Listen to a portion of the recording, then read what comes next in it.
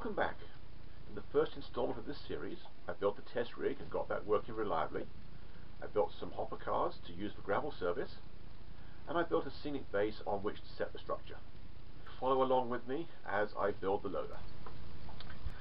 I've been working on the gravel hopper for a while. I've already built the core out of styrene, exactly the same as I did for the prototype. The principal differences are that I went with a 60 thou styrene sheet instead of 40 because I felt the other one was a little bit flimsy. And secondly, this time I had to carefully calculate exactly how big to make it. I also painted the inside dark brown. I have a supply of basswood. The thinnest sheet I could find was 1/16 of an inch. I would have liked 32nd because it would be nearer scale, but the only thinner stuff I could find was plywood, and I'm thinking it's probably not going to take the stain very well in the end grain, in the only place where it's going to be noticed. So I'm just going to use the 1/16. I've also got a supply of 1/8 inch square for the framing. They actually have quite a good selection in stock. I don't know how many of these different sizes I'm going to use. And what I don't know is whether I'm going to apply the cladding as sheets that I just scribed to represent planking, or whether I'm going to strip them with this balsa stripper. I'm just going to experiment and see what I end up with. Well, I did some experimenting and I found that the corner of a worn out razor saw blade is the perfect tool for scribing this basswood. I didn't want to use a craft knife because that would just cut it clean through.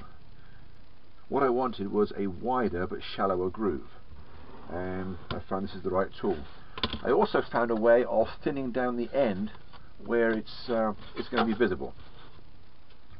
I took 2 offcuts of 40 thou styrene to use as a depth gauge, placed my steel rule on it, and then just carve it down, first using a rasp to get most of it off. Okay, when I start scratching the styrene, I know I have to stop.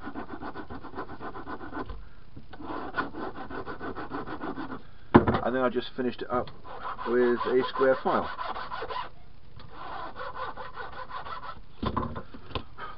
And now we have a more or less scale thickness plank at the end where it's going to be visible. So I will just get back to scribing this and I'll be right back. Well, I've scribed an entire sheet of basswood, which should be more than enough to clad this one structure, even if I make a few mistakes. Before I can attach it though, I need to get the mechanism in, and I haven't even built that yet. So it's time to put this aside, get out the soldering iron and the brass, and build the doors. So stay tuned and I will be right back. Well, for the operating mechanism I need 3 different kinds of brass.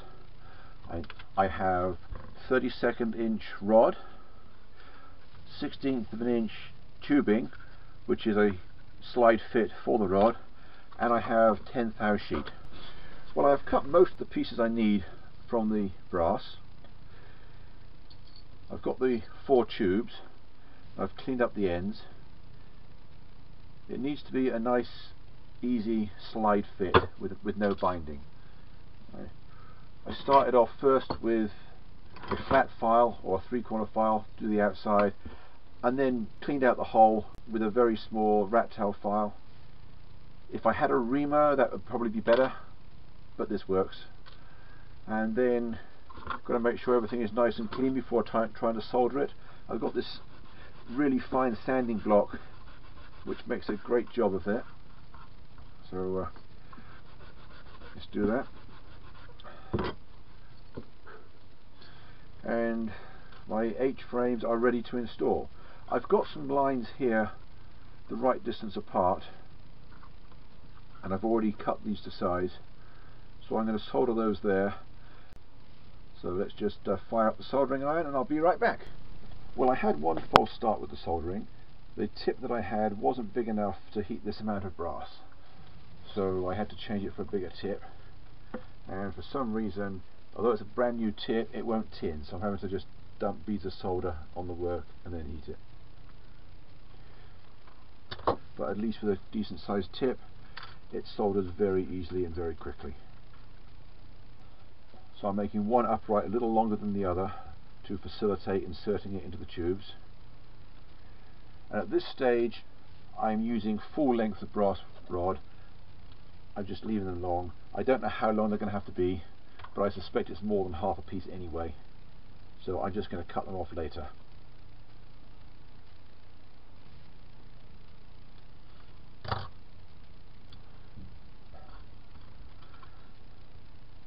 And then for the H pieces I put the tubes on here and then figure out how wide the spacer needs to be.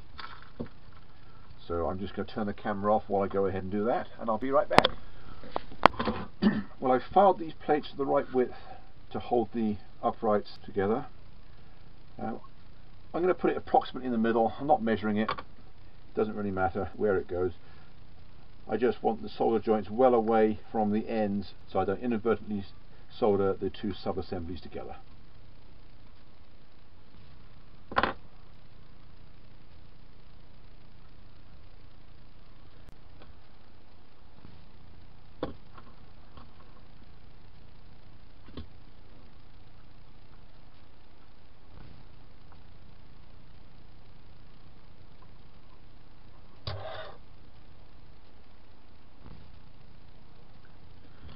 Okay, now as long as this still runs smoothly, I can call it done.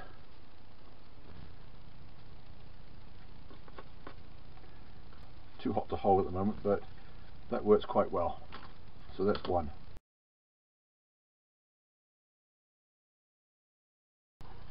Well, this is as far as I can assemble them before I attach them.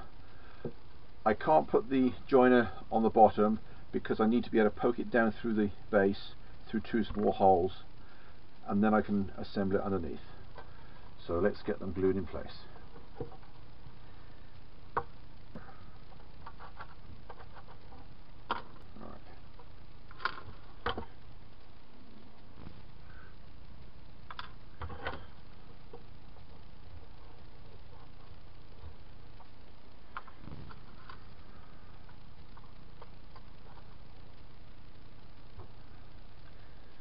Just eyeball it in the center,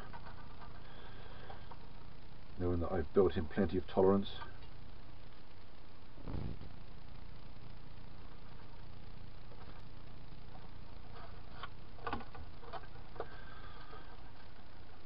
Got a little bit of glue squeezing out, but it hasn't gone all the way to the bottom of the tube, so I'm fine.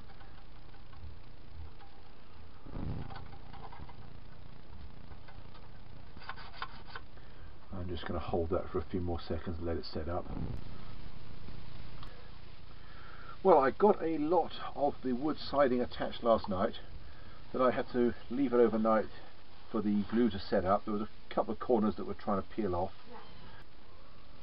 Anyway, before I can continue, I need to install the door apparatus because I won't be able to do it afterwards once those tubes are hidden. So I'm going to have to do the rest of the structure with the long control rods hanging down and hope I don't destroy them. Well, I've got all the rest of the wood sheeting on and got the doors installed. We've got temporary pieces there to prevent them from falling out. Before I go any further, I think I need to get some weathering on the wood, because any wood left out in the weather would grey over time, and I want to streak it along the grain, but every about 3/4 of an inch there's going to be a vertical preventing me from going in the right directions. So I'm going to get some grey staining on now. I've experimented with the end wall that's not readily visible, and I think that's looking okay, so I'm going to go ahead and do that over the rest of the structure, and then I will continue from there. The technique is to use a light grey.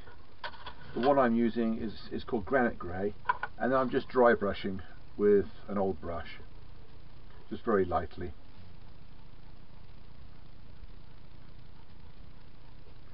I want some of the brown to show through, and I want it to be fairly irregular as well.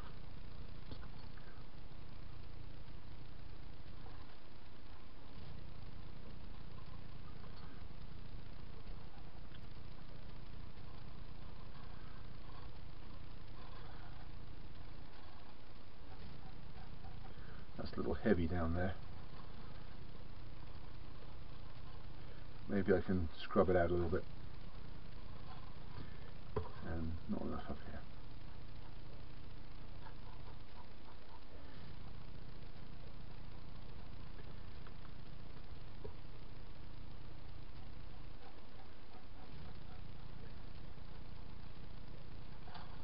I'm going to leave it at that and go on to the front. I think I'll use a bigger brush for the front.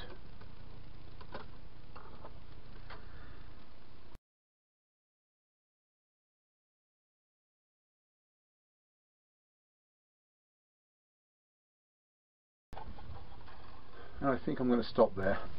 When it comes to the framing, I'm going to start with the front where it's most noticeable. What I've got here is a strip of paper with the spacing marked on it, and then cut down the middle, so I've got two identical strips. I've cut 13 pieces the same length using the mitre box. You'll notice they're rather short at the moment.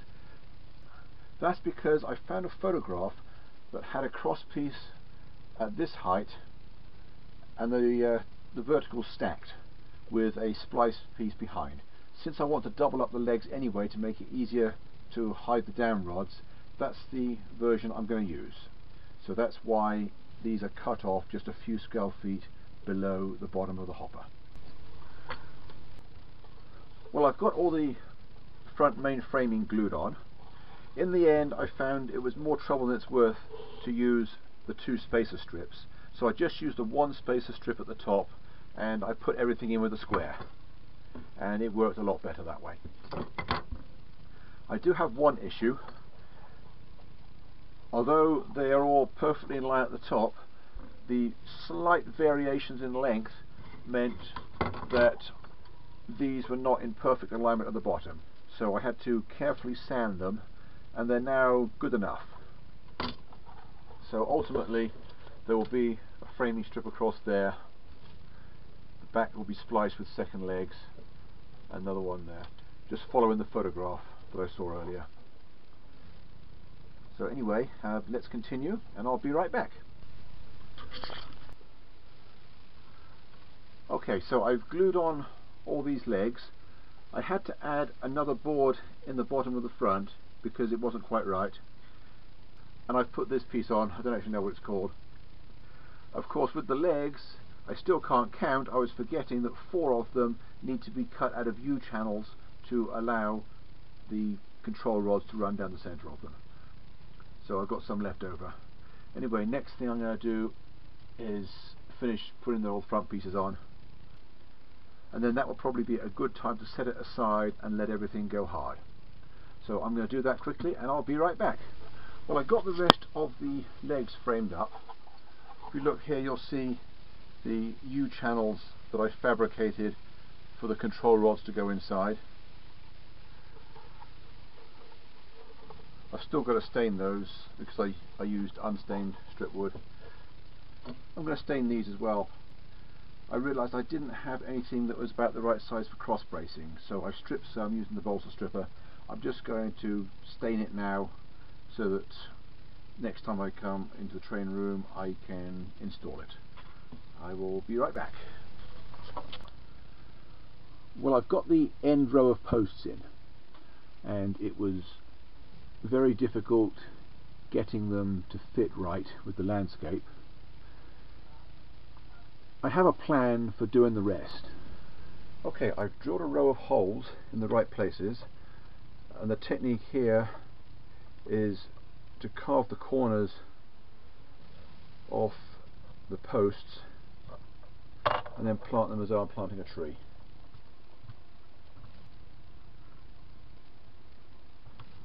And get rid of most of the excess glue, and then I can just re-landscape around it. Well, I've got my row of centre posts in. That one's a little short, but the top is still hidden, so it doesn't matter. I also put some sturdy dowels in the back. They're not glued yet, but they're in deep holes in the rock castings, so those will be glued to the back of the hopper, and they'll give it some strength. Of course, with all the drilling, I've now got a lot of white dust that I've got to touch up, and I had to chip away at the front rock face in a couple of places where it fouled the cross bracing, so I'm going to go ahead and touch that up. So I also noticed with the hopper in its final location that a lot more sunlight would get underneath it than I first thought, so I'm going to go ahead and add some more vegetation. I think it's almost there. I haven't permanently installed it yet. I've still got to do a lot of touching up with the stain, all the places where I cut the boards. Take the clamps off now.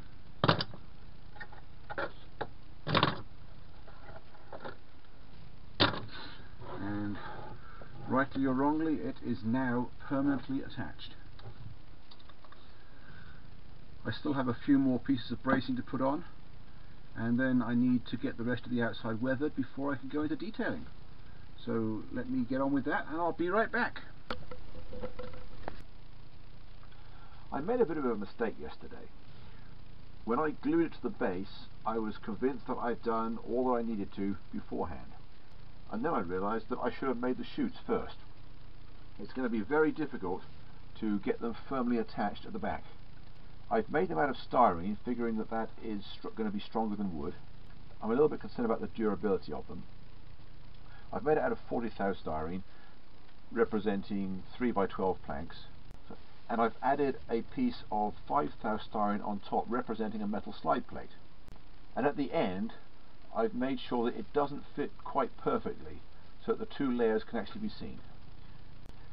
Anyway, I am going to get the primer sprayed on, and then I'm going to come back and try to match the wood colour as closely as I can. So don't go away, I'll be right back. Well, I've installed the chutes and weathered them. I've also dry brushed the grey sun bleaching on all the wood. That was a long task because there was somewhere in the region of 40 plus feet, linear feet of framing. Anyway, I'm going to leave it in that state for a while and work on the bits underneath the layout and get it to work. So hang around and I'll be right back.